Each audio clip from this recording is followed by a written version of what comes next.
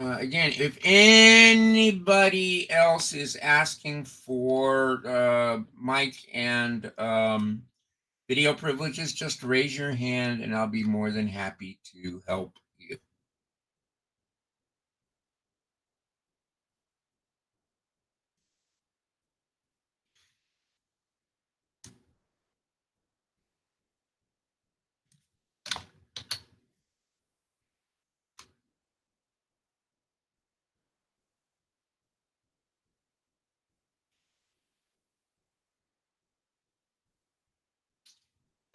Okay. Vincent, I'm going to ask you to read the objectives when we get started here, okay? Sorry, Allie, I forgot you're going to do that for me. Okay, so Vincent, could you read the objectives for me, please? WG1 and WG6. Understand how geography and processes of diffusion influence events. A, physical features and environmental conditions, migration patterns, culture groups. And B, Columbian Exchange and diffusion of American pop culture. WG6, understand the types, patterns, and processes of settlement. A, human and physical features that involve size and distribution of settlements. And B, processes that cause changes in settlement patterns, which are urbanization, transportation, access to or availability of resources, and environmental and economic activities. Okay, very good. Thank you. And as far as reading, guys, the ELPs down there, English language proficiencies, make sure that you're reading through your online activities prior to coming in for our sessions. And that makes it easier for you to understand what was in the reading, and it makes it easier for me to try to get this stuff across. We've got a lot of stuff to do today, so I'm going to keep on working. Allie, could you please change the slide for me?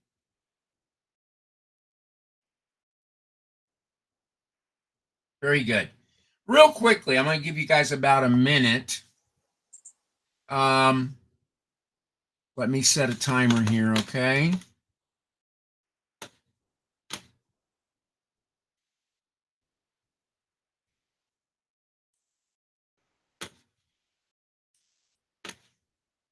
All right. So let me open up the whiteboard. And if you guys would mind putting your names in the boxes that apply to you so that I can see, we get a little bit more to know about each other. So if you have a pet, if you've traveled outside the United States, if you have a job, Amber, okay, you have a job. Braden has a pet.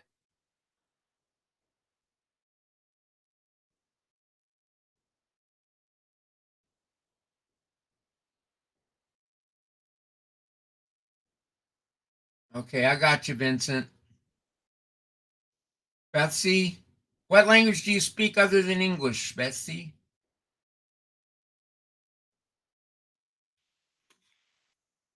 Put it in the chat.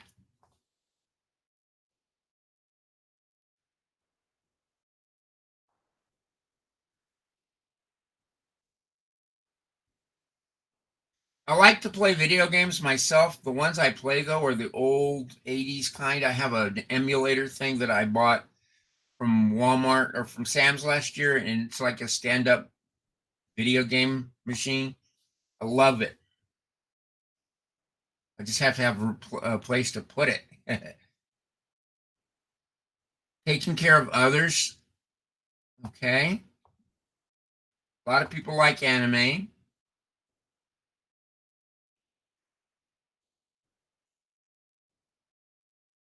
Braden, Allie, you guys have seen more than 10 series on Netflix? Oh my goodness. Betsy, Jaden, and Braden have all been here for more than 2 years with the K-12. Raina, All right, guys, let's give that a stop.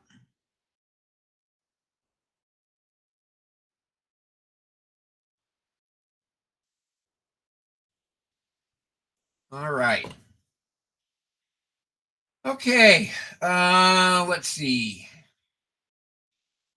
Allie, if you could change the slide for me.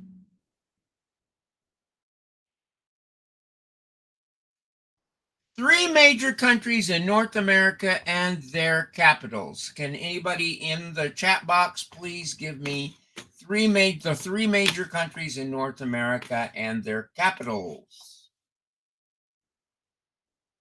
Raina, we're going to get to you. I'm going to put up a schedule so that everybody gets a chance to do it. And I'll let you be moderator in a little bit, okay? But I'm going to put up a form for you guys to get to set up for moderating.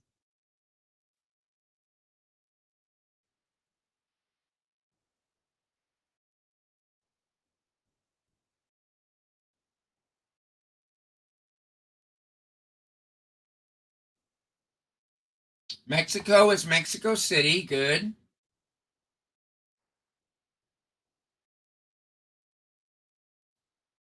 Canada. What's the capital of Canada? That's a tougher one. Mexico and the United States are pretty easy. Canada is a tougher one. Does anybody know where the capital of Canada is? That's right, Braden. It is Ottawa, Canada. On the eastern side of Canada. Canada is a very large country, but most people in Canada live along the border, not north. Okay? They live within 60 to 90 miles of the border.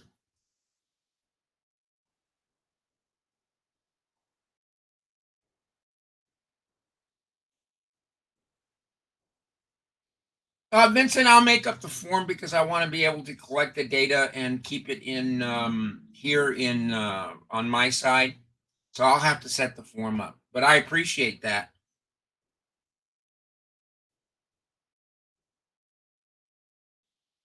Okay, Washington, D.C. is the United States.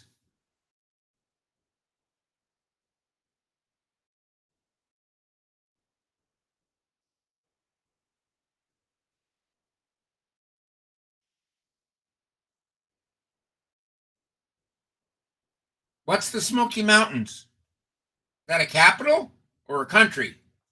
We were, all right. So the major rivers in North America. Oh, I see what you're doing. That's the mountain ranges. Okay, yes. But the Smoky Mountains are part of what mountain range? Are they the mountain range in and of themselves? I love the Smoky Mountains, by the way.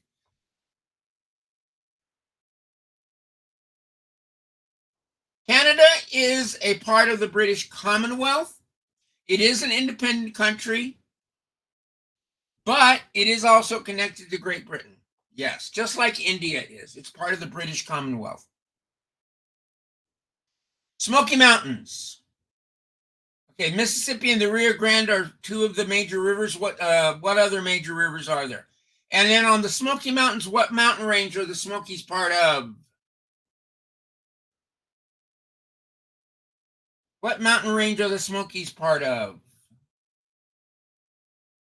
Biggest mountain range on the East Coast.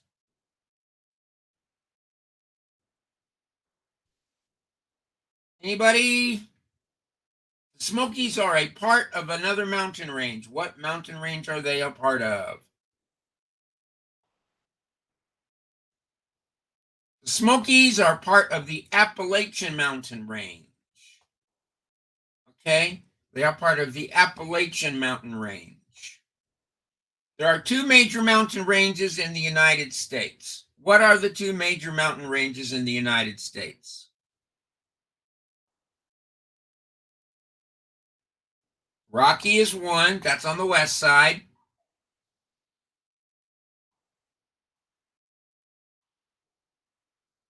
And the Appalachians is on the east side. Very good. The Appalachians at their highest are a little under 7,500 feet or 7,800 feet. The Rockies at their highest are pretty close to 15,000 feet. That's a big difference, right? Which of the two mountain ranges is newer and which of the two mountain ranges is older?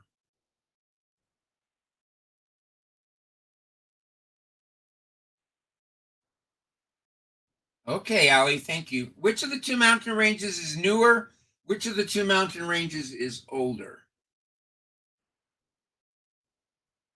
And you can tell by the height, because remember, when a mountain gets formed, it also, something happens over time and it erodes. So Rockies is newer, Appalachians is older. We know that because the Appalachians are more weathered. They have weathered a lot more than the Rockies. The Rockies are jagged, new.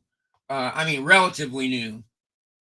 Okay, it was an educated guess, and you're absolutely perfect in making that educated guess because we have to start somewhere.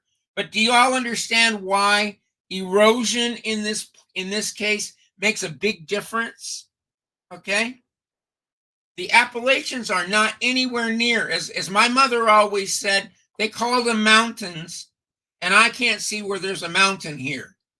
Okay, because she's used to, we have a 3,000-foot high mountain in the middle of our city in El Paso that's actually considered in the United States to be the southern end of the Rocky Mountains.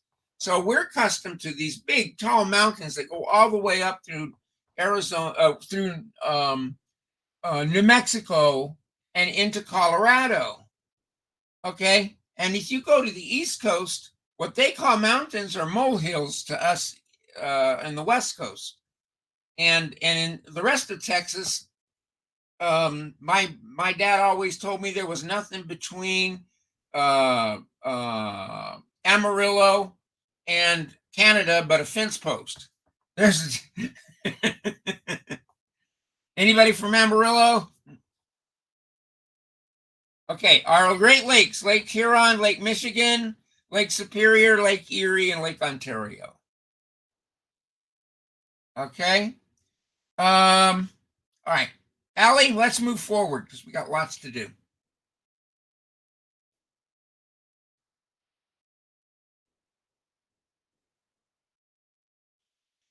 Okay, how did early man, at least how do we think early man, Native Americans, get onto North American soil? How did early Americans get onto North American soil? By what mode of transportation do we think they got here? They traveled. How did they travel? They go by plane, boat? How'd they get here? Nope. Walking. Very good, Allie. They walked. They walked across what is now the Bering Strait, but what was then, because of the ice age at the time, what was then a land bridge. So the waters had frozen up, and an area of land was there, and they crossed this icy land bridge from Siberia in northeastern Asia across the Bering Strait into North America, and we think that that is how they got here. And then from there, we know that the populations are going to move in a southerly direction. And why are they moving in a southerly direction? Why is it we start to see these civilizations develop from north to south?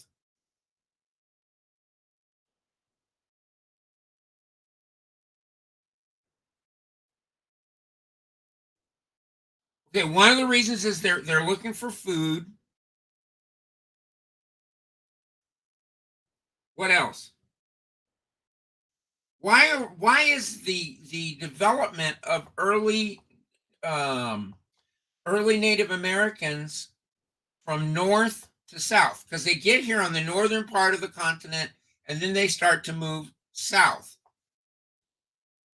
What factor, what physical geographic factor is going to be the most important one in their settlement patterns, especially knowing that they go from north to south? Food is important, but there's another factor that's going to be very, very important because they're having to move further south. What can we derive from that?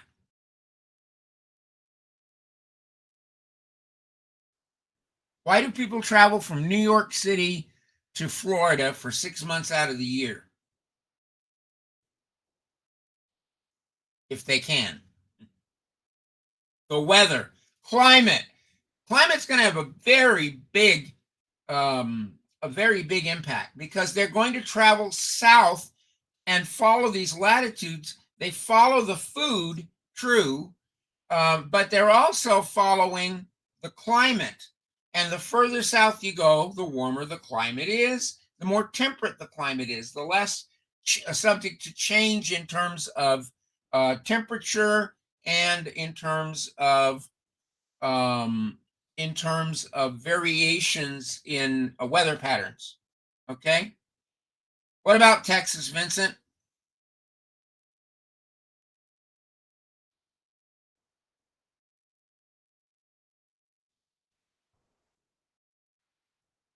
Okay. Allie, let's go to the next one. All right, this is the important thing we need to talk about today, and that is the Columbian Exchange, okay? And we call this the Columbian Exchange because we're talking about Christopher Columbus, and we're talking about the exchange between European Old World settlements and civilizations and New World civilizations in North America. So from Europe to the Americas, what is brought with the Europeans? In terms of food, in terms of animals, and then lastly, diseases. South border of the United States isn't always the hottest parts of the United States, but it is among them, yes. Layla, corn is not brought from the New World to from the Old World to the New World. It's brought from the New World to the Old World. So sugarcane, pig, coffee beans is going to come from the Old World to the New World.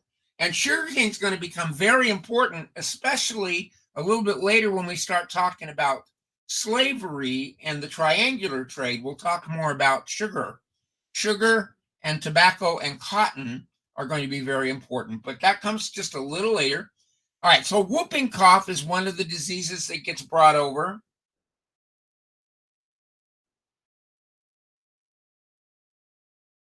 What else? From Shameless, okay. The flu.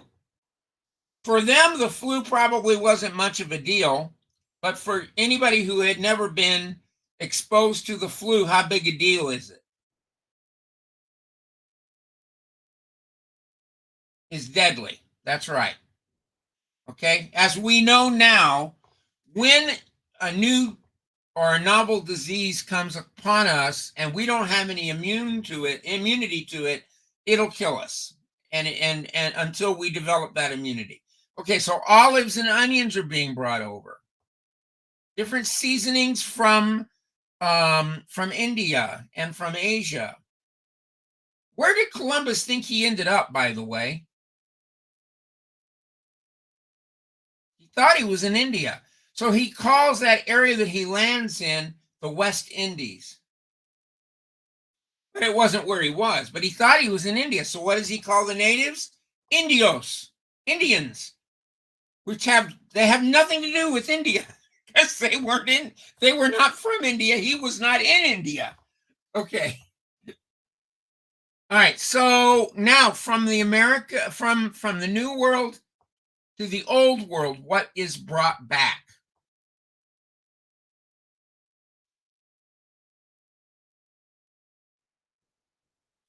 Native Americans and Indian people are not the same. You're right. And it goes beyond political correctness to say that a Native American is not an Indian. It's correct to say that because they're not from India.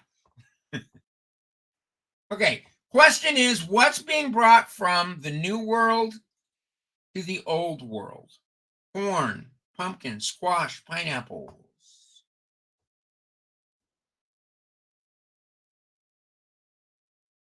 Vanilla, the tomato, the turkey. All right, let me ask this question, guys.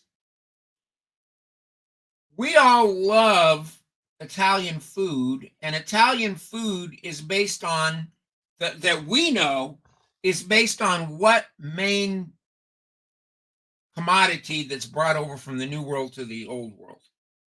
What main food that's brought from the New World to the Old World do we identify with Italian food at? Tomatoes. Now, can you imagine if you're in Europe? The tomato looks like, when it grows, it looks like something from another type of plant called a nightshade. And what did the Europeans know about the nightshade?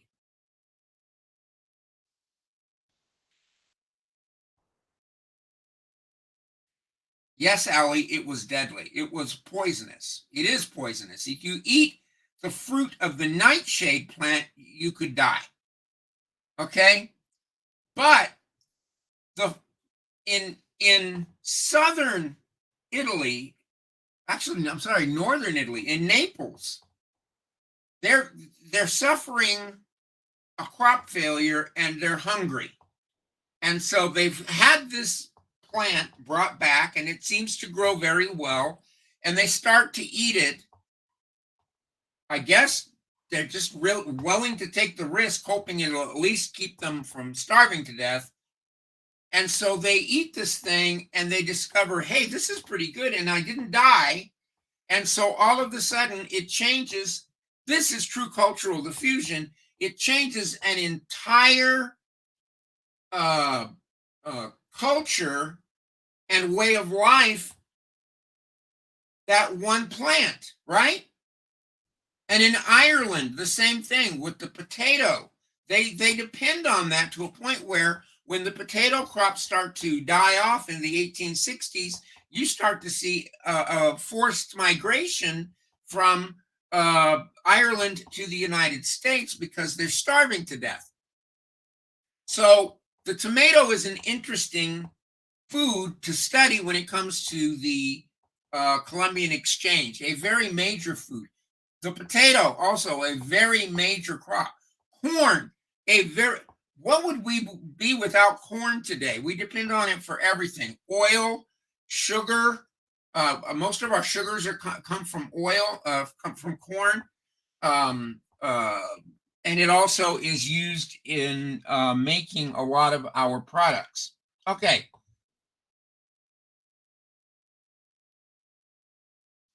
Yes, Idaho does become an Irish state because of the potato, because it grows very well there. So let's talk about the disease part. Based on the list of diseases that are being brought over from the Old World to the New World, and from the New World to the Old World, let's look on the next slide. Allie, would you change the slide? Okay. Let's change it again.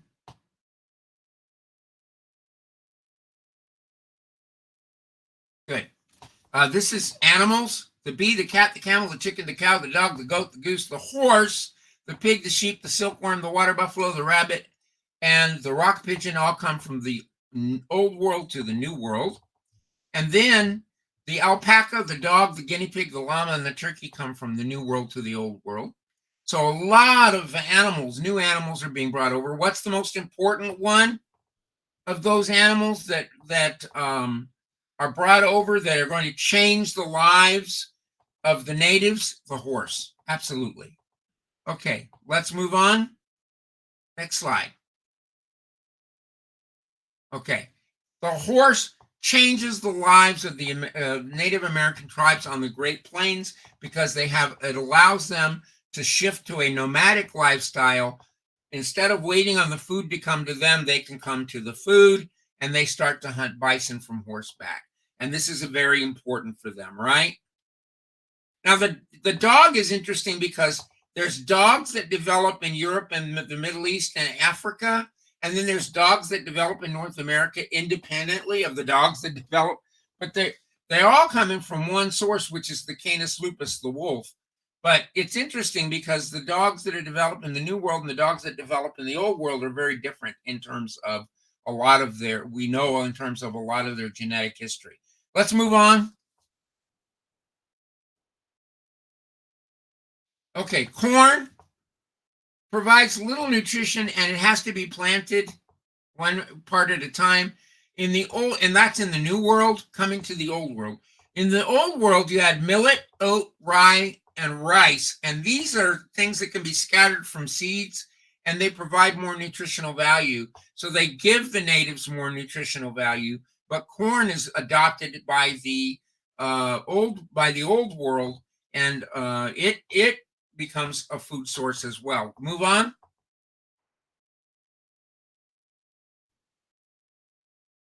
All right, so this is the tomato that we talked about. The tomato comes from the New World to the Old World. It gets adopted into, in Naples in particular, into Italian cooking, and then it comes back to the United States in the form of Pizza Hut and Domino's. Okay, which has very little to do with true Italian cooking. Now, I did not know Pizza Hut was getting a new owner. It's owned by Yum, which used to be Pepsi. Little Caesars? Oh, I don't know where he is. But whoever made this chart used the example of Pizza Hut and Domino's. Papa John's is better. I like to order Papa John's myself. It's good food. All right, let's move on. All right, so now here's our list of diseases. From the New World to the Old World, and from the Old World to the New World. Old World to New World: chickenpox, smallpox, cholera, influenza, malaria, measles, scarlet fever, typhoid fever, and yellow fever. From New World to Old World: syphilis, polio, hepatitis, and encephalitis. Of the two, who got the worst deal? Those in the New World or those in the Old World?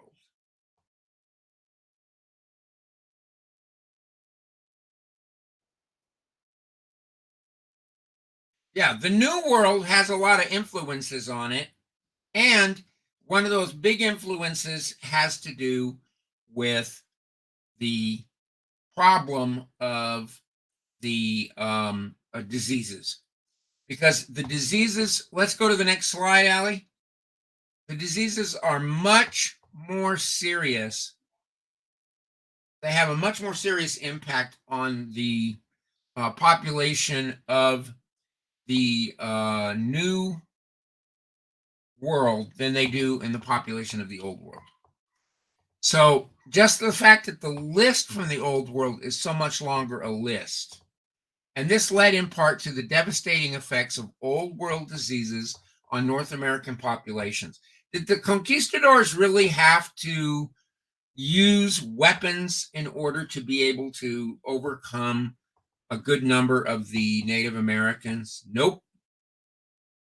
And one of the things they did, look at the last one. The last one says that early armies would leave smallpox-infested blankets where the Native Americans would find them and infect an entire village. You really think it was part of the plan, like before they came to the New World, even not even knowing they were in a New World, that they thought that out? But I do know that they thought out this whole thing about leaving the smallpox-infected blankets. That basically is germ warfare, isn't it? Right? Just leave a blanket outside the city and let somebody bring it in and then go back in a week or two and everybody's dying. That's not good. Okay. And why? It was because in the old world, they had already been exposed to these diseases for many centuries. In the new world, they had never been exposed to something like influenza. Okay, so pandemics and germ warfare, this is real stuff, right? All right, let's go to the next slide.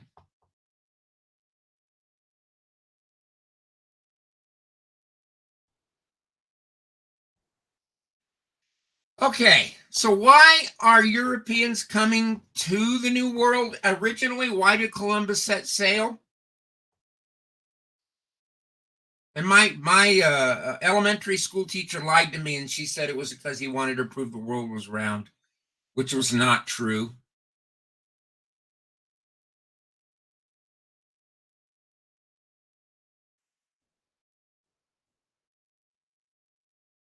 Okay. One of the things he wanted was gold, but more importantly, what had a lot of value at the time?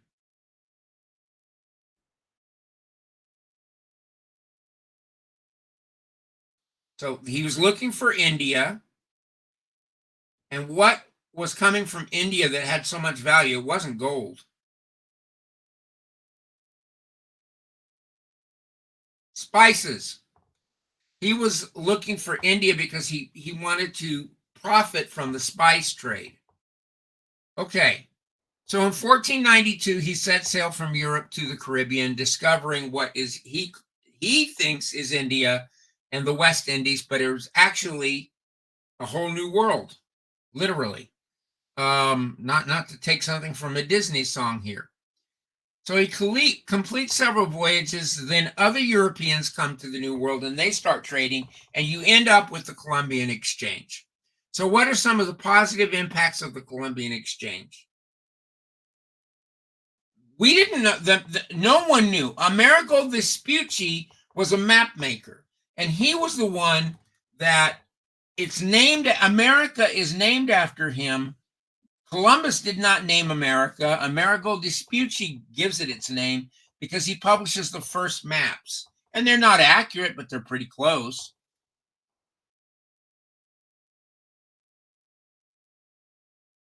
All right, so what are positive impacts of the Columbian Exchange?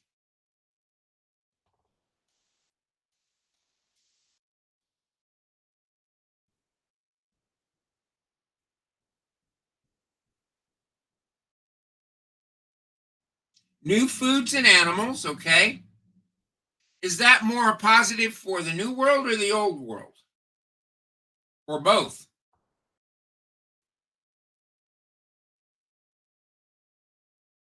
Okay.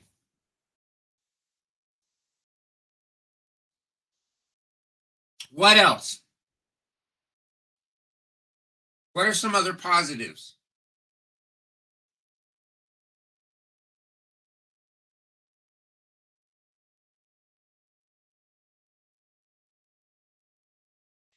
You know, Allie, you're right in a way. Yes, Allie. Transportation. The fact that there's a reason to set sail for the New World and to have these larger ships, that becomes a reason to develop the technology for sailing that will come so important as time goes on. So yes, you're absolutely right that that is a technology impact. That is a technology impact that um, uh, is really important. Okay. What else? What are some negatives?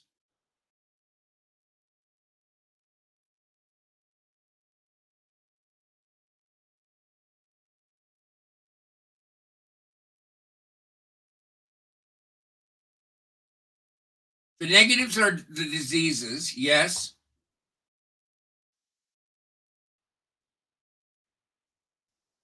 Okay.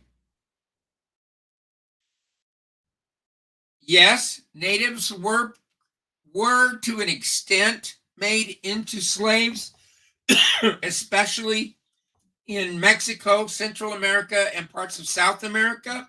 But the problem with the Native Americans being made into slaves goes back to the diseases. What did the diseases do to the populations?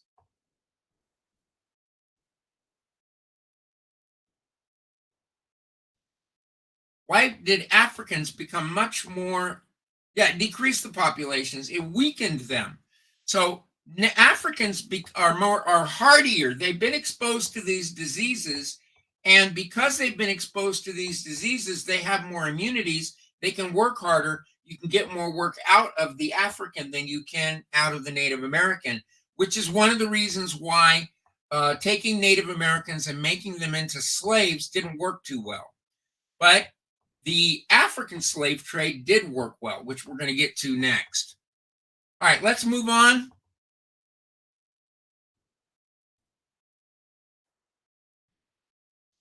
That brings us to triangular trade. So let's start with the old world and move our way forward. In the old world, we're going to get from the new world things like sugar, tobacco, and cotton, and those are important commodities, but sugar, tobacco, and cotton all require large amounts of what? We should be done at 10:40.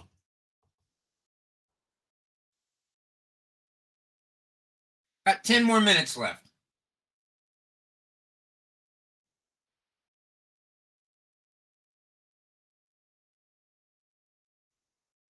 So sugar, tobacco, and cotton all require large amounts of what?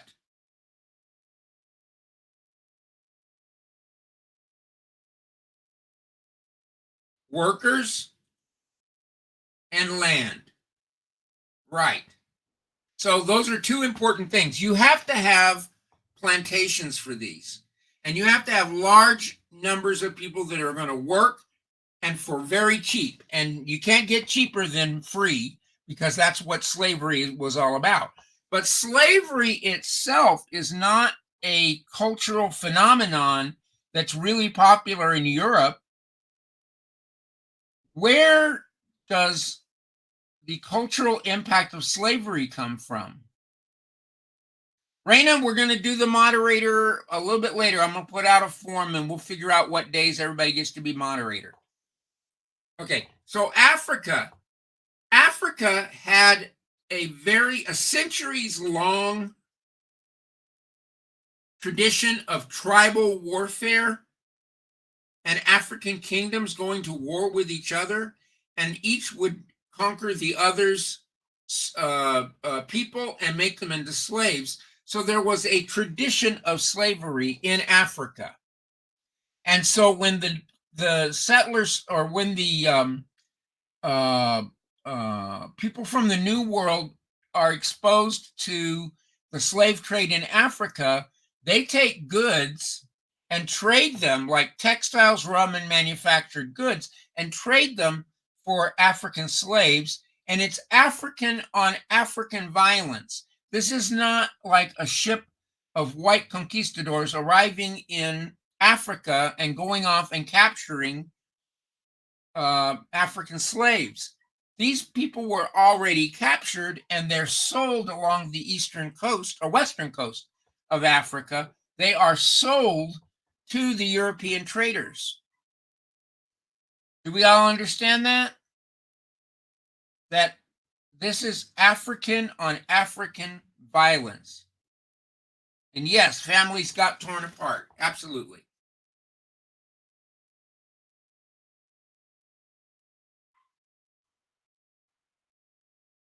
All right. So from Africa, the finished goods from old world Europe are traded for African slaves, who are then brought to what Columbus called the West Indies, which are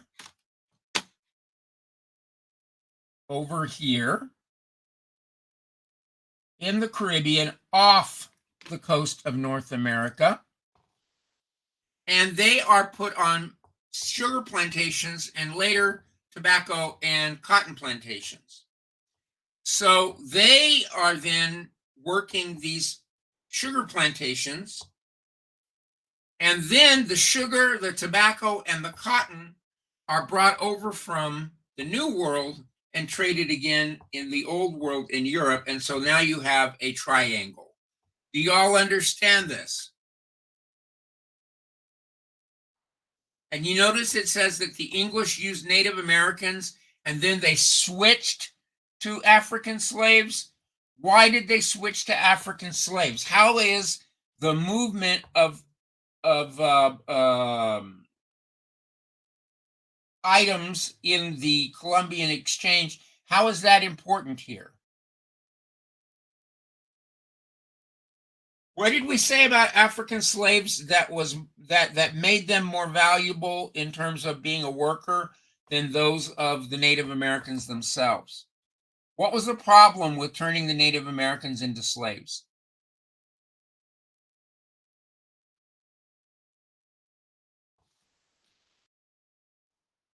This is where everything gets connected, guys. They weren't used to it, but more importantly, what weren't they used to?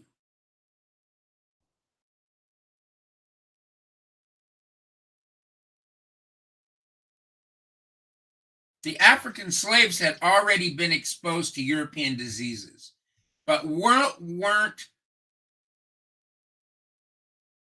nope, it wasn't that they weren't used to working for other people. What were they not used to that made them less valuable?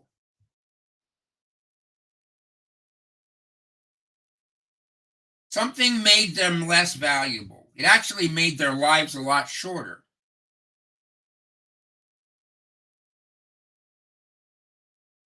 There's a reason converting Native Americans to slaves did not work. And that, Vincent, you are right. It's disease. Okay, the diseases had decimated the populations of Native Americans. That was the important part. It was the diseases, and if you can understand that, you can see the connections. Can you see how everything is connected here? The Columbian Exchange gets overlapped by the triangular trade, but everything is connected. Triangular trade is a more formal system of slaves in the Americas, sugar, tobacco, and cotton get traded in the New World, and then they get made into manufactured goods, which get traded for African slaves in Africa, which get taken to the New World and put onto plantations, and later will be put onto plantations in the southern United States. Can you all understand that? And it's the value of the African slave is that in Africa there was already a system in place. So European traders did not just come ashore in Africa and capture. I know I got 4 minutes left. Actually, on my clock too. Okay, so they did not just go ashore in Africa and trade or capture. They traded for these, and it was African on African violence that led to the slavery in the first place. Do we all understand that? All right, Allie, real quickly, let's get to the next slide. We had a lot to go over, and we didn't get anywhere near where we needed to, and so it's important that you go back over these slides. There is a slide that goes over the history of slavery from 1000 to 1814. And if I can, I'll try to convert this into a little mini lesson for you so that you have a better understanding, or I'll find a video. So understand this timeline of the history of slavery. Okay? Understand triangular trade and how it connects to the Columbian Exchange, and then understand the positives and the negatives of Columbian Exchange in terms of the impact on cultural diffusion and the impact on both physical and human characteristics. Okay, guys, I'm going to let y'all go. Any issues or questions that anybody needs answering, leave them in the question chat.